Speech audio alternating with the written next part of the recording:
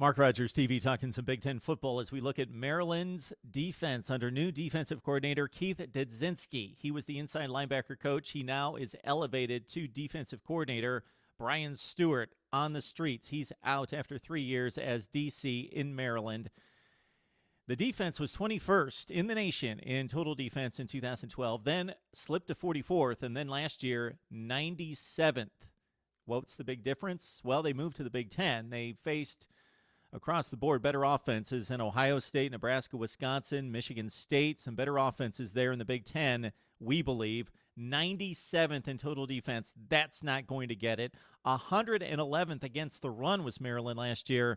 87th in points given up. Stewart ran a 3-4 scheme, heavy blitzes, a lot of guys coming at the quarterback, trying to get into the backfield, expose the secondary many times for big chunk plays.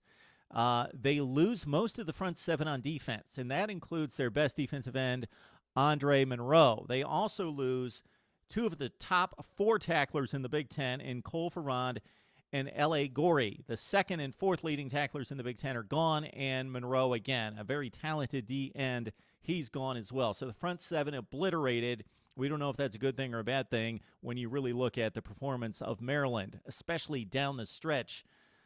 Gave up 25 straight points to Rutgers, blew a big lead, lost it at the gun against the Scarlet Knights when they were up 35-10 in that game. Then they looked horrible in the bowl game against Stanford. We don't think of the Cardinal as being an elite team in terms of speed, but they made the Terps just look flat out slow and carved up the Terps both on the ground and most notably in the air.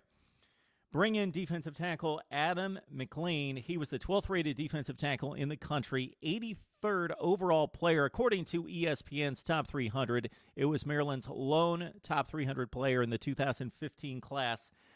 This signing class was rated between 47th and 52nd if you look at the 3 major services. So Maryland goes into 2015 needing defense to hang with the boys out of Columbus and State College and Ann Arbor and East Lansing, and it was not pretty against the big boys in the Big Ten. Sure, they finished with 7 wins. Sure, they finished 4-4 in the Big Ten, so right about where we expected, but ripped to shreds against the better offenses in the Big Ten. Maryland going ahead in 2015. We're talking defense. Let us know what you have right here on Mark Rogers TV.